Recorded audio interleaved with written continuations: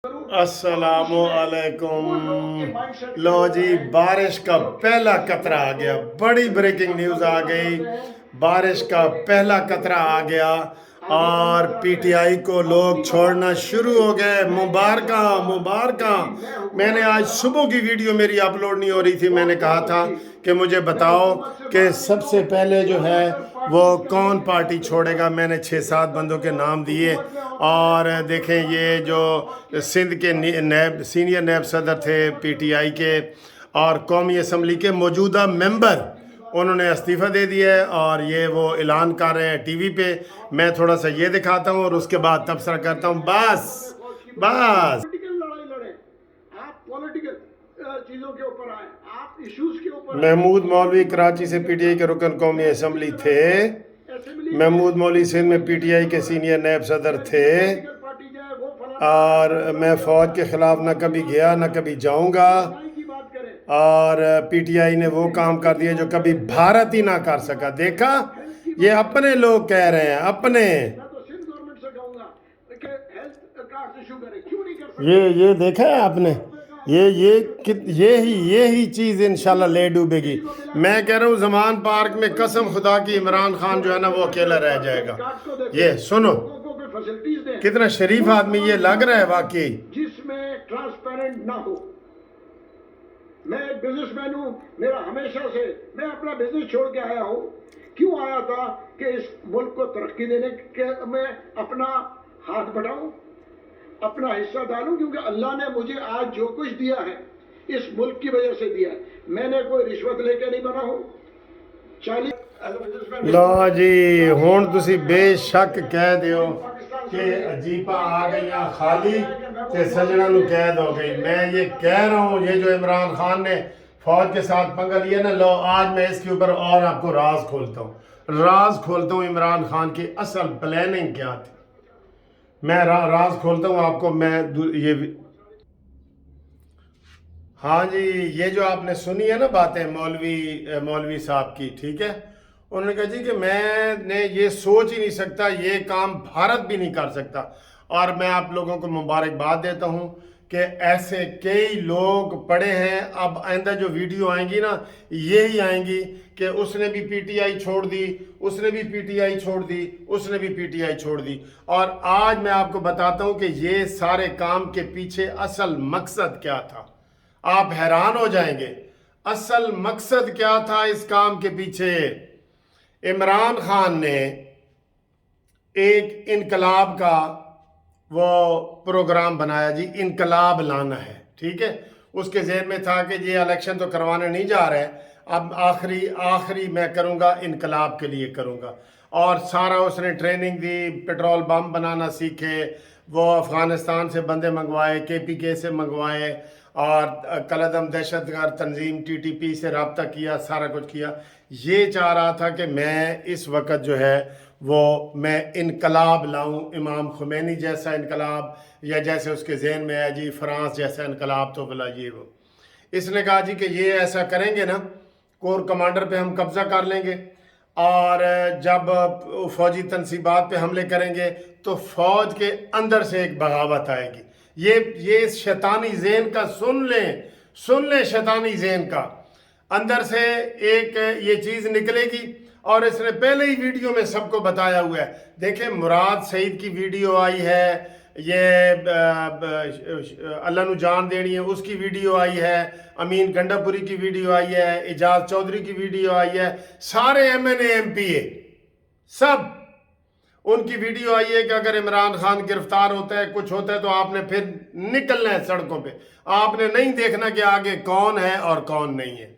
तो ये सारा इसका प्रोग्राम था इनकलाब का कि मैं इधर से करूँगा, अवाम सड़कों पे निकलेंगे, तोड़ फोड़ करेंगे, फौजी तनसीबात को निशाना बनाएंगे, फौज के अंदर से एक ग्रुप निकल आएगा।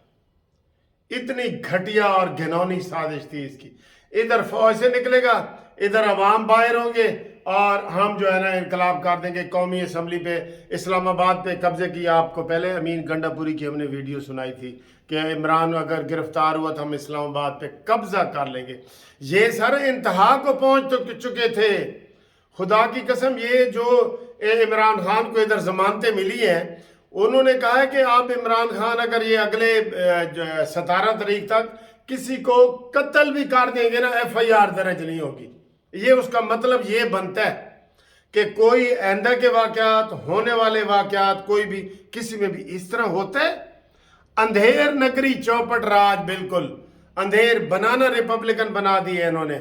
تو یہ عمران خان کی پلاننگ تھی کہ ادھر سے عوام نکلیں گے، ادھر سے فوج میں بغاوت ہوگی، اور ادھر بندیال ادھر بیٹھا ہے اسلام آباد میں. تو ان ساری سازشوں میں اکٹھے ہو کے ہم اسلام آباد پہ قبضہ کر لیں گے، اور فوج پہ میرے اپنے جو جرنیل ہیں وہ قبضہ کر لیں گے. کتنی افواہیں پھیلائیں گے. میں نے بھی آپ کو ویڈیو بنائی تھی کہ جناب 6 جرنیلوں کے استعفوں کی خبر، یہ سارا اس کا سوشل میڈیا چلا رہا تھا، اور انہوں نے جنرل ساحر کا اور لوگوں کا نام بھی لے لیا تھا. یہ ایک عوامی انقلاب لانا چاہتا تھا، خونی انقلاب لانا چاہتا تھا. اللہ تعالیٰ نے ہمیں بچایا ہے، اس سے ہم بچ گئے ہیں. اس کی پلاننگ یہ تھی. سمجھ آئی آپ کو؟ فوج میں بھی بغاوت ہوگی، اور اس کی مرضی کا کوئی جرنل آ جائے گا، اور ادھر عوام نکلے ہوئے ہوں گے. کور کمانڈر ہاؤس پہ یار قبضہ، آپ سوچ سکتے ہیں؟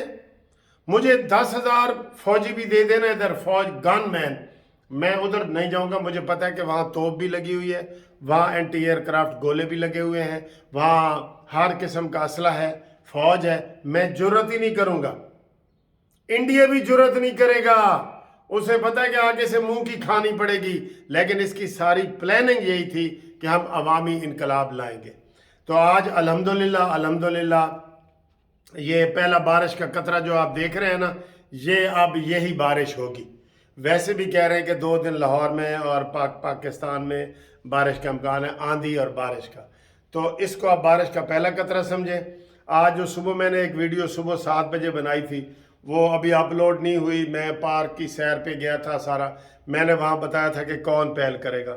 اور دوسرا میں آپ کو یہ بتا دوں، فواد چودھری کی طرف سے اس کے جو قریبی ذرائع ہیں وہ یہی بتا رہے ہیں کہ فواد چودھری بھی ایسی پریس کانفرنس کرنا چاہ رہا ہے. یہ ذہن میں رکھ لیں. فواد چودھری یہی جو اس نے MNA نے کی ہے نا، جو آپ کو ہم نے دکھائی ہے کراچی والے MNA نے، یہی پریس کانفرنس فواد چودھری کرنا چاہ رہا ہے. اور ابھی عدالتیں ان کو ابھی تھوڑی سی شاید اب تنگی محسوس ہو، لیکن ابھی بھی اسد عمر کی ضمانت ہو گئی ہے، فواد چودھری کی ہو گئی ہے، شیری مزاری کی ہو گئی ہے، یاسمین راشد، یہ سارے لوگ جو ہے نا، یہ باری باری ابھی ان کے اوپر تھوڑا سا، یعنی یہ سمجھے کہ 50% ان کے اوپر یہ چیز ختم ہوئی ہے. ابھی اس ویڈیو کے بعد کور کمانڈر کی جو اجلاس میں طے ہوا ہے، وہ نگران حکومت نے ابھی کہہ دیا ہے کہ جناب ہم فوجی عدالتوں میں یہ کیس چلیں گے. وہ اس سے پہلے جو میں نے ویڈیو بنائی تھی. تو یہ آپ کو مبارک ہو، بارش کا پہلا قطرہ آ گیا ہے، اور اب عمران خان کو تتر بتر ہونے سے کوئی نہیں بچا سکتا. اور عمران خان ڈھونڈتا پھرے گا کہ دل ٹوٹے ہو گیا. ہاں جی، اب عمران خان کہے گا میں ہوں کدھر جاواں. تو اس کو آخری ٹائم پہ مراد سعید آئے گا، اس کو موٹر سائیکل پہ بٹھا کے، ماسک پہن کے، ایسے ہی گروہ میں سے نکل کے لے کے چلا جائے گا. اور یہ پھر آگے گاڑی کا کوئی انتظام کر کے یہ سوات جائے گا. عمران خان میں آپ کو پکا بتا رہا ہوں، سوات جائے گا. سوات سے یہ مٹا کے ذریعے افغانستان جائے گا، اور افغانستان میں یہ 2-3 دن 4 دن رہنے کے بعد یہ عمران خان انگلستان جائے گا. اس کا جانا ٹھہر گیا، صبح گیا یا شام گیا، مہمان ہے یہ چند گھڑیوں کا. افغانستان گیا، انگلستان گیا. یہ ادھر سے یہی روٹ ہے، یہی روٹ اس نے بنایا ہوا ہے کہ مراد سعید اس کو ماسک پہنا کے موٹر سائیکل کے ذریعے مختلف جگہوں سے جو نکال کے لے کے جائے گا. اور یہ اب آپ کو انشاءاللہ تعالی ٹھنڈی ہوائیں آئیں گی. یہ جو آندھی آ رہی ہے نا، آندھی کا مطلب یہ ہے کہ PTI پٹ جائے گی، اور بارش جو آئے گی اس کا مطلب ہے کہ پاکستان کے اوپر اب انشاءاللہ رحم کی بارش ہونے والی ہے. ہم پاک فوج کو سلام پیش کرتے ہیں.